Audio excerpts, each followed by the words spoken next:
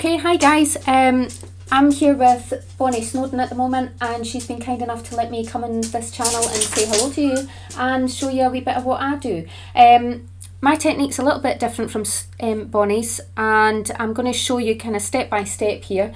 I'm just going to start drawing as I speak to you, and it may look quite familiar, but what I do involves a blending pen, which I know Bonnie doesn't use, and I'm going to talk you through how I use that to build up some layers and how to get some depth into your pet portraits.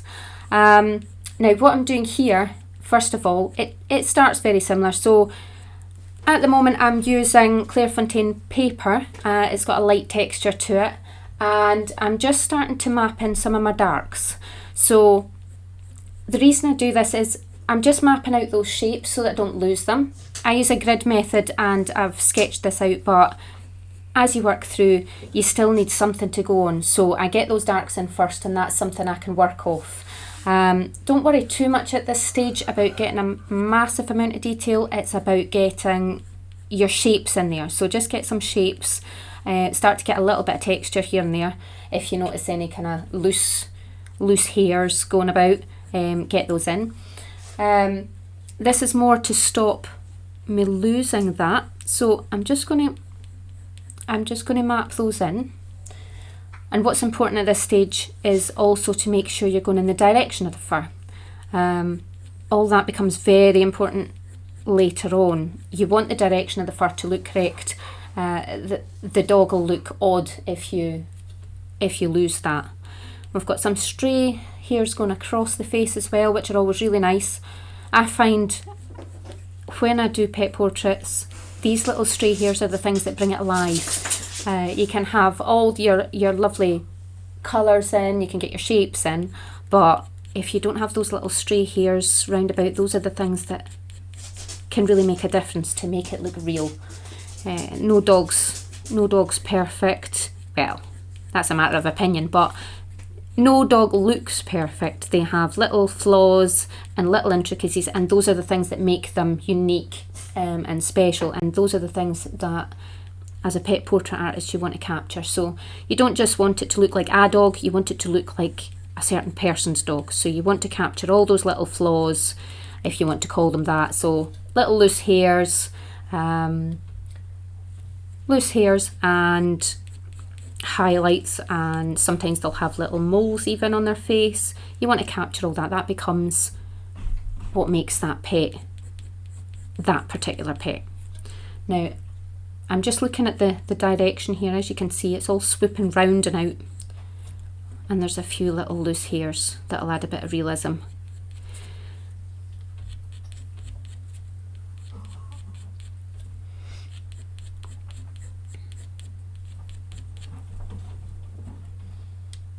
Now don't worry too much at this stage about what colours you're using. At the moment I'm using walnut brown, and that's the Polychromos walnut brown I'm using.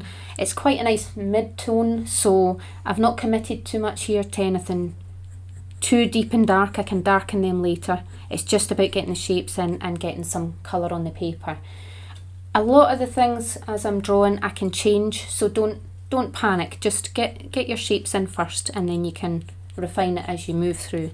That's the beauty of coloured pencil. When you're layering it, you can add layers to either brighten or darken, and nothing's set in stone at this stage. Just use your light pressure and start mapping those in.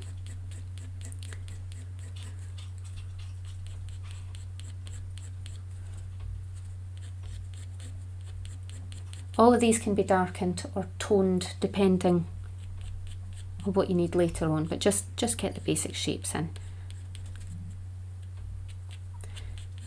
Now what I'm going to do is I'm just going to work on this top section first, and the reason for that is I tend to work top left down to right. In this case, this little dog, I'll just give you a wee sneak peek at the moment.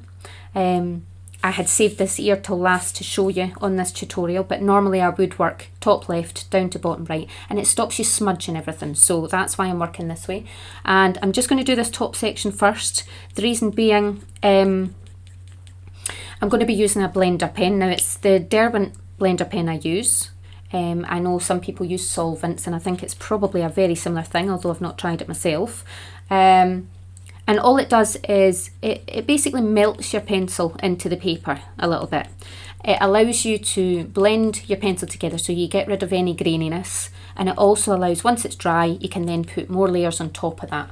So what I'll do is I'll do this little section, I'll blend it once we're at that stage, and while that's drying I can move on to the next bit and then I can return. So it just allows you that wee bit of time if I work in a section. It saves us having to stop. So I'm quite happy with the shapes I'm getting in there, and what I'm going to do now, once I darken that little bit there, what I'm going to do now is start getting in some of my really light colours. The reason I do the light colours rather than mid next is to make sure that I don't lose them.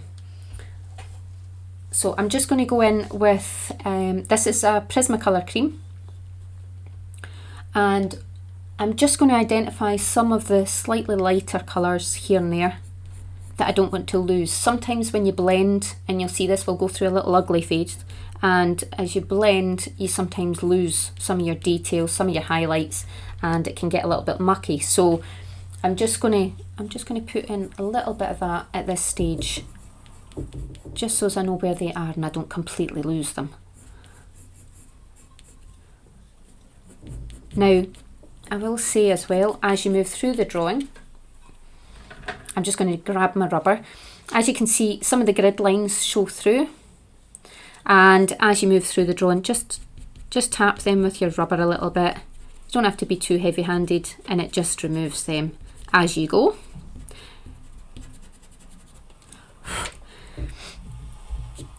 And actually I should have brought my shaving brush. That's a great little tip I got from someone. A shaving brush to wipe over your drawing gets rid of all your little rubber shavings. So if you need to get a nice clean drawing from your rubber shavings, a shaving brush is a great thing just to get rid of those. So I've got some of my highlights in there. I'm going to just move on to the mid-tones. So as you can see, things move quite quickly with this method. The lovely Bonnie has come as an assistant with her brush, and she has something very fancy. So yeah, any brush like that, it's great. It stops you smudging your pencil, gets rid of all those rubber marks without the risk of the grease from your hands getting on the paper or making a mess. So what I'm going to do is I'm going to move on to some of the mid-tones before we blend. So I am now using the Burnt Ochre, and this is a Polychromos. Now I'll probably mention while I do this, while I'm getting all my mid-tones in, just to mention Polychromos and Prismacolor are both lovely pencils. You'll see a lot of things on reviews and people debating which one's better and whatever. I don't think either is better. They both have their merits. So what I tend to do is I will use Prismacolor quite a lot where I want to really blend and get a lovely soft creamy colour. Prismacolor is a great blender, and it has some lovely colours. Polychromos, however, is a little bit harder, so I find the lead a bit harder, and what is great with that is you can get in with really sharp details. Sometimes Prismacolor, you can get detail, but you tend to find it breaks a little bit easier. It's a bit of a softer lead, so you can sometimes struggle there to get really fine details without breaking your pencil. So your Polychromos is probably the best for that. Now, as you can see, as I'm moving through this, I'm starting to just add in a wee bit more texture and detail there. And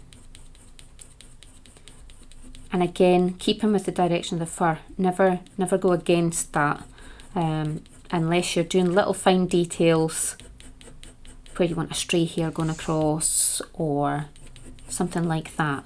Other than that, stick with the direction. That's what you want.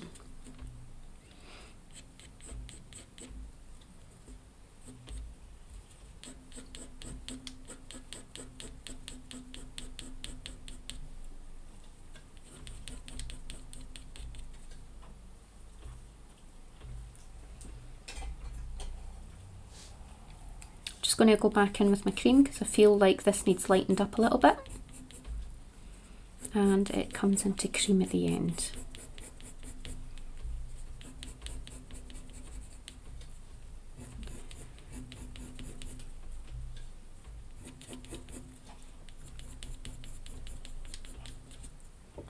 Now the drawing I'm working from, it has quite warm tones, so I'm now going to build up a wee bit of sienna brown, and that's again a Prismacolor, nice and creamy. It'll build up a layer quite quickly, and it's just going to add a bit of warmth in here. This is quite a warm looking dog. It's got a lot of lovely kind of gingery tones. But what I will say is just be careful when you're looking at dogs, cats, whatever you're drawing. Just make sure that you are observing what's in front of you. It's really easy to look at, you know, a ginger dog and think it's full of orange. Occasionally it'll contain orange, but a lot of the times it's browns, creams, all sorts in there.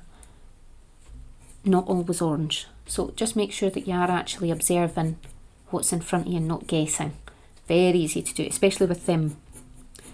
Black and white dogs are probably the worst for that. It's very easy to look at them and think they're black or they're white, and quite often they contain very little of that.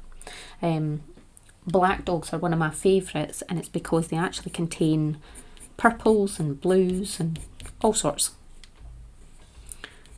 Okay, so I'm just going to take that detail in there as well. As you can see, that it's getting darker in these little kind of shadowy areas. They'll keep getting darker and add more depth. Now we're starting to get to a point where the pencil isn't taken to the paper quite as much. We're starting to build up those layers. And it's at that point when you start feeling like I've covered the paper, it's starting to build up quite a lot. I'm not sure I'm adding anything here. That's when we're almost at the blending stage.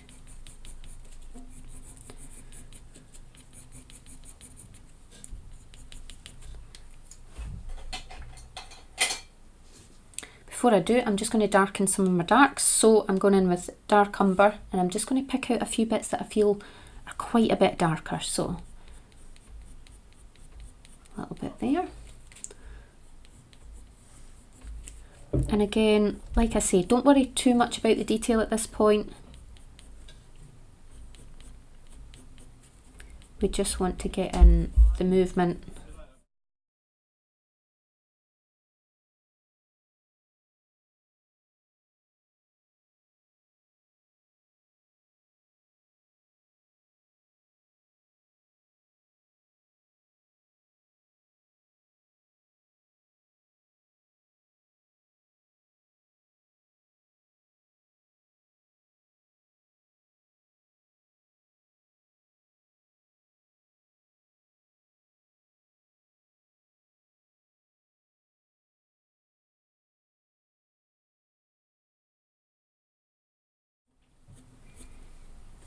And where it's at the edge of the face, I'm going to actually just bring in the face.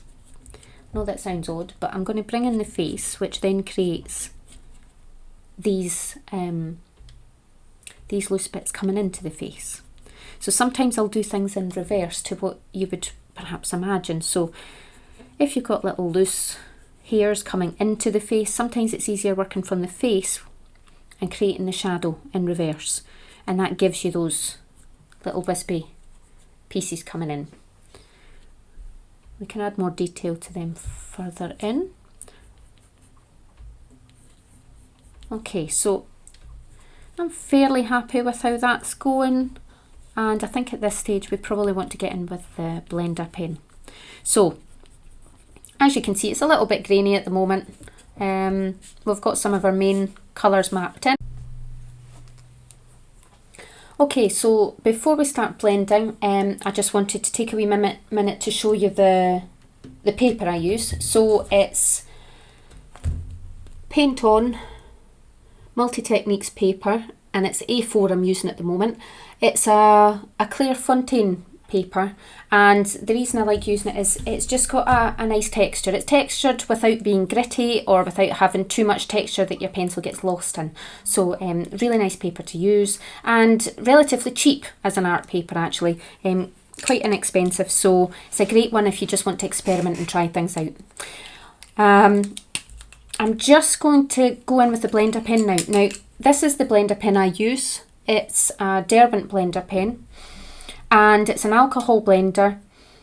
And what I'm going to show you is, because I use it, as you can see on the tip there, there's a little bit of pigment on it. Now, I'm not worried about that because I had used it on this dog, so the pigment is the same kind of tones as what I'm using, so I'm not overly worried about that. However, it's always worth checking before you start. You don't want to take pigment that you've used on a previous drawing, say I'd been drawing a black animal or something like that. You don't want to then take that and smear it all over your current drawing. So always make sure it's kind of cleaned off if it has got any pigment from before. You can do that quite simply just by, on a scrap bit of paper, just give it a little scribble and it'll take the pigment off. Now I'm just going to go in here and I'm going to show you, I just follow the direction of the fur again, and you want to use just light pressure at first till you get the hang of it. So as you can see, and you see very quickly, it blends that graininess away. Now it also moves some of the pigments. If you look closely at this area here, as I've swiped that up, I've let it go just beyond where the pencil is, and it gives this kind of lovely, kind of blurry effect that goes through. And as you can see, that's already, without too much effort, covered the paper completely. So we've no grain, we've no white showing through, and we've got this nice kind of blurry effect around the edge. And that, once you then layer on top of that, that'll give you a lovely depth. So it gives a softness to your fur. It makes it look like perhaps you've got lots of fur there rather than just one layer. You know, it gives a bit of realism.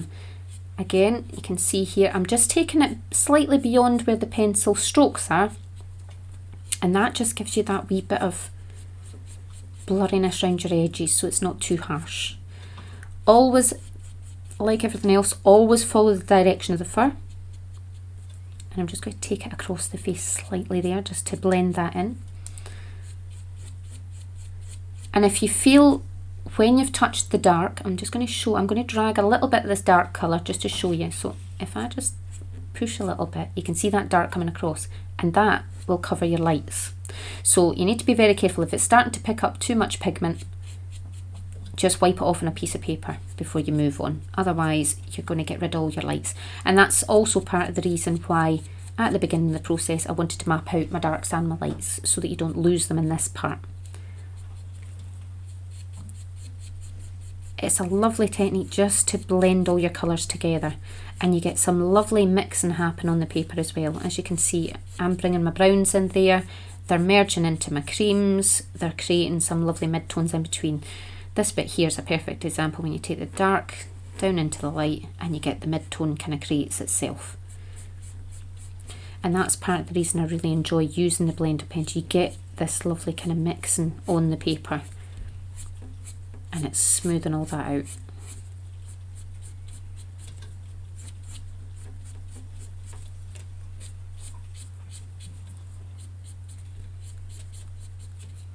Now you might be looking and thinking, oh, but you've lost all your detail and, you know, we've got a bit mucky or whatever. That's fine. It's absolutely fine. The beauty of colour pencil is layering it, and you will nearly always go through an ugly stage before it becomes beautiful again. So do not panic, it will become lovely again. So I'm going to leave that section to dry. So it doesn't take long, literally just a minute or so. But the reason for that is if you go in straight away with a pencil, that pencil is going to hit the alcohol in the pen and it's going to start melting into the paper straight away. And it's just too, it becomes too thick. It softens the pencil too much. So you don't get detail, you start to get a bit, it gets a bit clogged up, shall we say. So you want to just let that dry properly before you put on your second layer. Now, while I'm waiting on that, I will just start mapping in the bottom of the ear, and that way you're not wasting your time while you're waiting. So we've got a nice big shadow here that I'm going to plot in. And again, I'm just starting with the darks, with a fairly generic dark to start with, because as you've seen, you can start with a kind of generic brown or whatever, but as the drawing develops, you can add in your warm tones, you can add in, you know, your lovely little depth. So again, following the shape of the ear, make sure you're getting all those directions in, because that's what gives the fur a bit of life. It gives it movement. You don't want it all going in one direction, especially with a dog like this. It's got fur in all directions, and you can see the wind looks like it's catching this one, so we want it going in all directions, and it gives the ear that movement.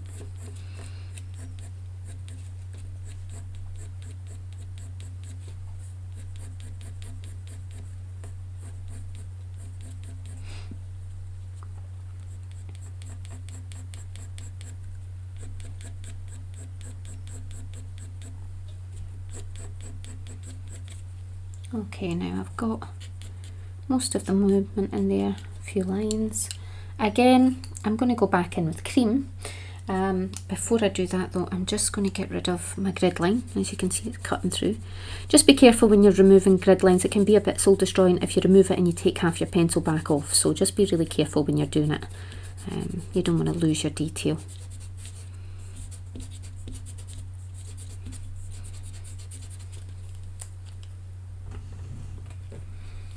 And I'll just brush that away. Now, while I'm adding in these highlights, I just want to mention as well, I'm using some paper at the side here, as you can see. Now, you can use tracing paper, you can use drafting film, and that's what this is, or you can use just normal paper if you like. The reason I'm doing that is as I'm working through here, as you can see, my hand's resting on that, so I'm not smudging all the work I've done if I'm working across some areas, and especially today because I'm working on an area at the left hand side. If you're working across, it's not too bad, but you can still smudge all your pencil and your initial drawings. So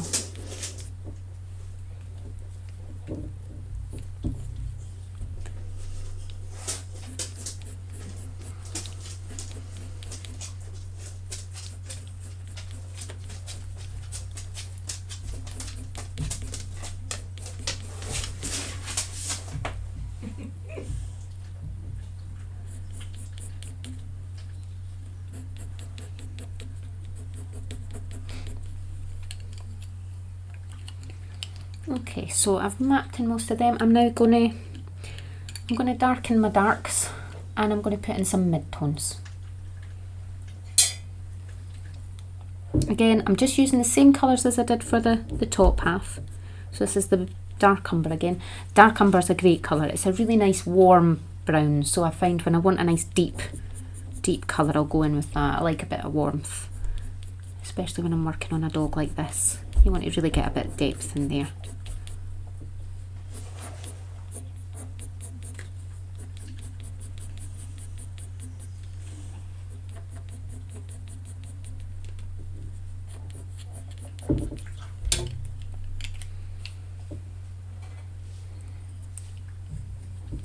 And now I'm adding my mid-tones in there and just starting to get this all filled in. So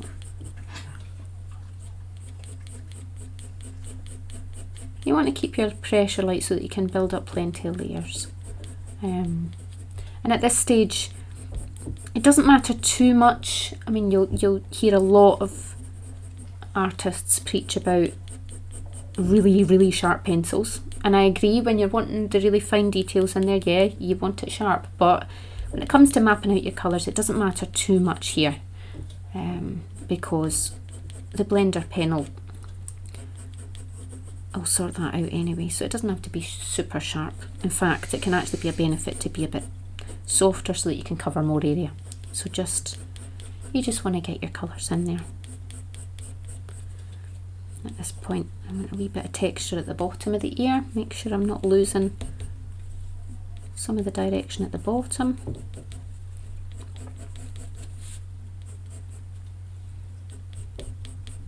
And I want a few loose hairs. Again, like I say, it can make all the difference just to have a couple of loose hairs going in a different direction, and it just adds that wee bit of realism. It's very unlikely that a dog would have all of its fur sitting perfectly, especially if it's a long-haired dog.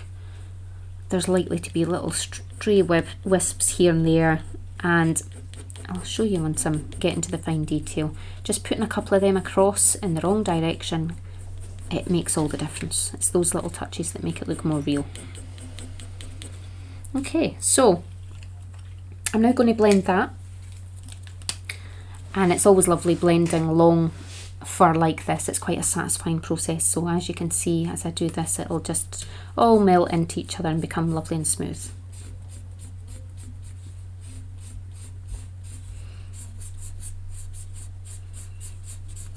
And as you can see, you don't have to use an awful lot of care here. Just follow the direction of the fur and it all starts melting.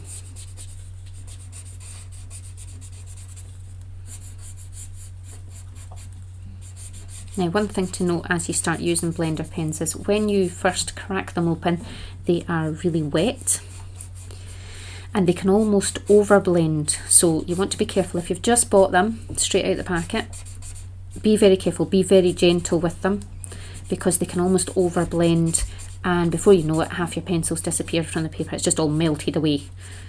So be very gentle when you first get them, and then as you can see, this one's starting to kind of dry off a bit because I've been using it. So as you use it more, it'll dry more, which can sometimes actually be better, because then you can control it a little bit better. And as you can see, I'm almost kind of, I'm going to call it scrumbling. I don't know if that's a word, but I'm using it. So I'm just scrumbling. Bonnie's sniggering at me in the background. All the time. Always make words up. Yeah, Bonnie and I are bringing out a dictionary of new art words that we're making up on the spot. We're only joking. It's not an Amazon. Please don't try to buy. But yeah, so you can see how that's melted it all into the paper again. And we've covered all our white, and it's all starting to come into shape. So this is where you want to go back in, and all you're doing now is just adding in your detail, really. So you're just building it up in your detail. So I'm just going to go in with some of my darker colours, and this is where you want a sharper pencil. So make sure you've got a decent point on your pencil here. And you want to pick out, where possible, just the odd, see how I took that right across there, that lovely little wisp. You want to do that because these little wisps are what make it look real. So, and just get in there with a little bit of detail.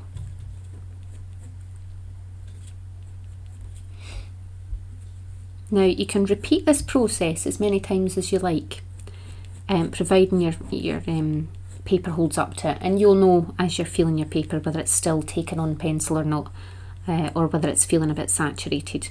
But you can just repeat this. So if you wanted, if you felt it still needs a bit, there's something just not quite there, you can just repeat it. So you would just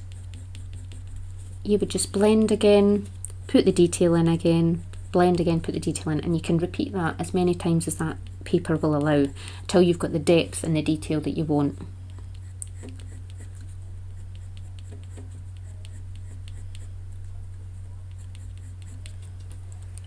I'm just going to add in a little bit of warmth. I feel this bit here needs quite a bit of warmth, and this time I'm going in with a sharper pencil so it's got a bit of detail.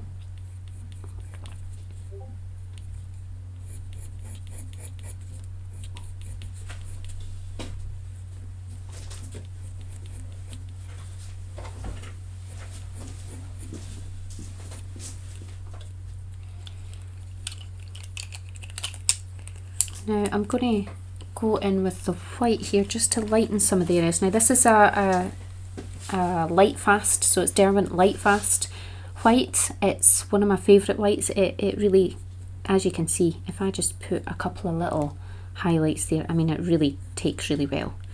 And considering that's on top of layers of pencil, it does take really well. Some of the other whites, they can struggle sometimes to go on top of other pencil, but this one really does really well. And I'm just going to show you where it's overlapping the edge of the face here. I'm going to bring a few little wisps across, and as you can see, I just think that brings a lot of life to pieces. So we've got a lot there. So anything I feel got a little bit dark there, maybe over darken some patches or whatever, it's quite easy to then go in with this and lighten it up a bit, and it also adds a wee bit of texture.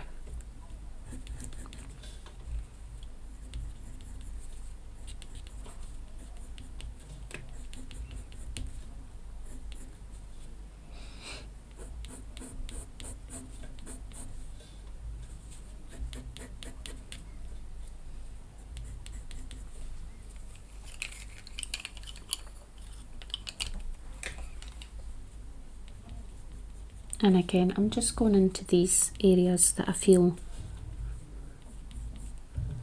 need a bit of darkening. Get a little bit more pencil in there.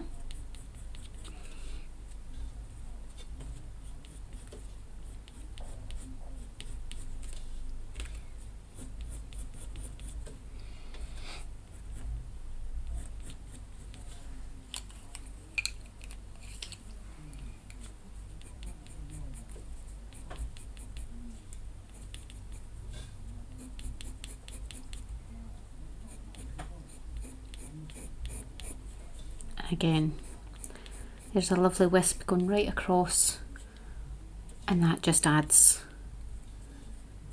a bit more realism to it. And at the edge here, I'm doing the same thing, almost bringing the face out to make the ear look like it's going across it. It's almost doing it in reverse. I do that quite a lot, and I think it's quite an effective way to get these kind of wisps at the edge of the face.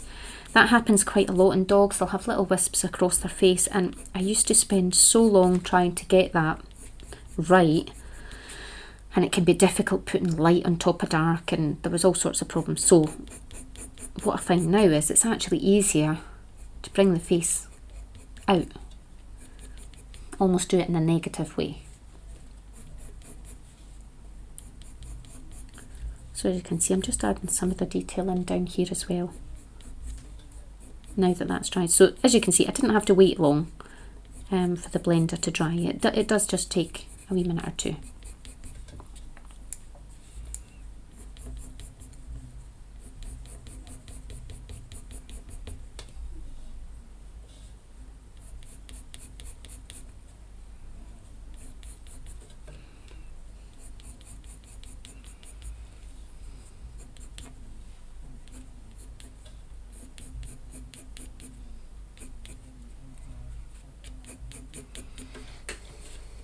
Yeah, it's coming on quite nicely. I'm going to now add, I've noticed in this reference photo there's a few bits where the sun's really catching, so this is quite fun when you can just take a really bright colour and put it in, and you just get something lovely happen. So let's just go straight in. Now this is a completely different type of pencil, Koei Noor, and this, for anybody starting out, it's a real kind of budget price.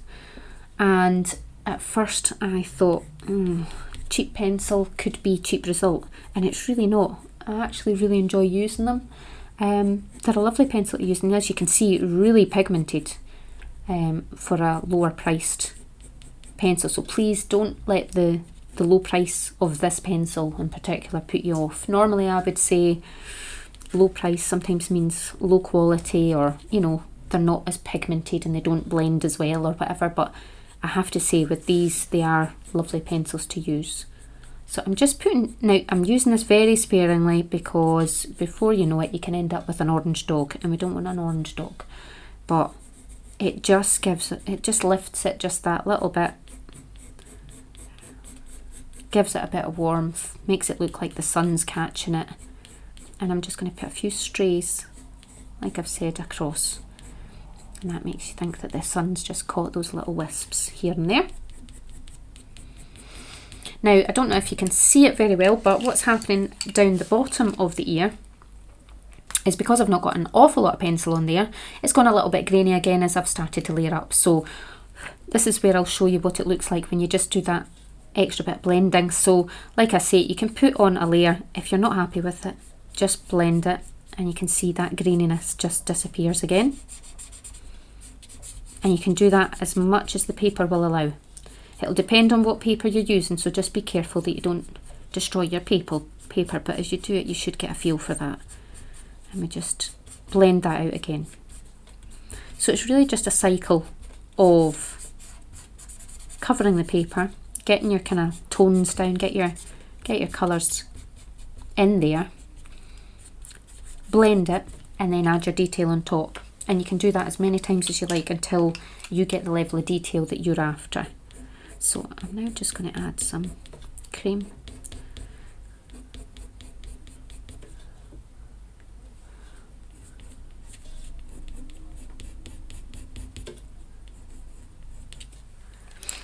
You can also use some of the light colours if you just want to use them to kind of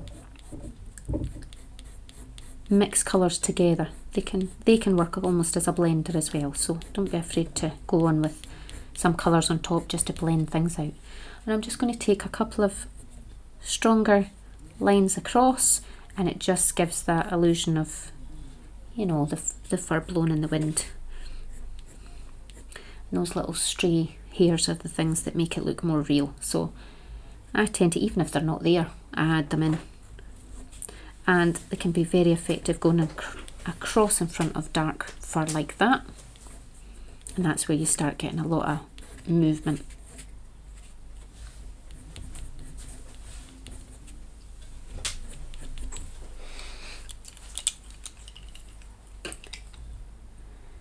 This is a lovely one by Caran d'Ache Luminance. It's a sepia, 10%, and this is one of my favourite colours where you just want to tone things down a little bit, because things can get a bit too bright when you're doing dogs like this, and they can sometimes become unrealistic looking. So I use that just to tone it down a little bit. It's a lovely colour. It's almost like a kind of grey lavender or something, and it's just quite a natural colour. It's a colour that actually appears in animals quite a lot.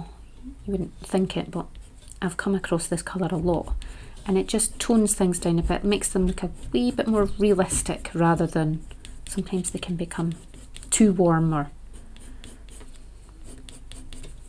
too unrealistic.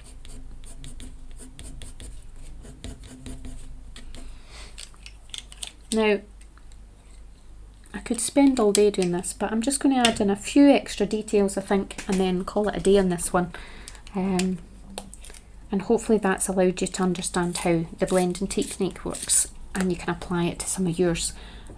Everybody likes different things, so feel free to give it a bash.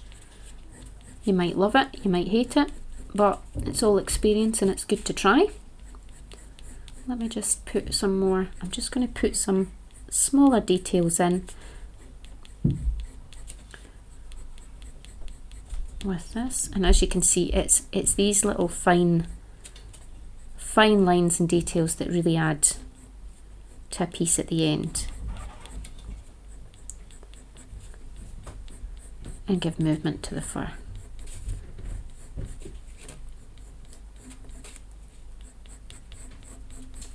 And again with the dark, the same as what I did with the light,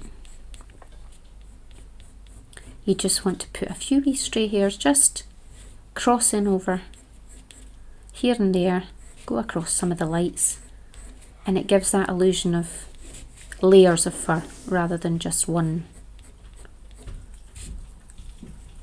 big piece of fur, because fur is full of layer and depth, so you want to give that impression. Just a few loose hairs here and there can make all the difference to make it look real.